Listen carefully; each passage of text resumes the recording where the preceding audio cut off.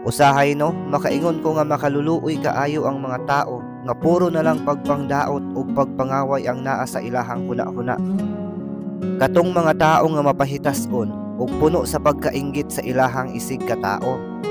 Sila tong updated kaayo sa kinabuhi sa ubang tao pero dili kabadlong sa iyahang kaugalingon.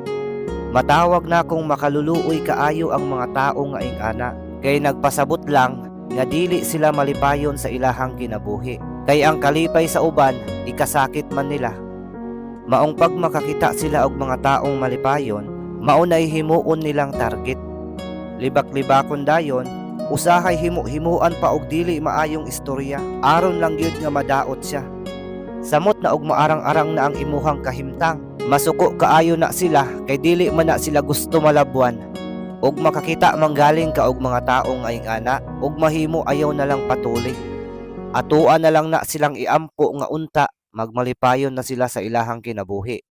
Huna-hunaan na lang kanunay, nga pag naay mga tao nga ginabira ka paubos, nagpasabot lang nga mas taas ka kumpara sa iyaha.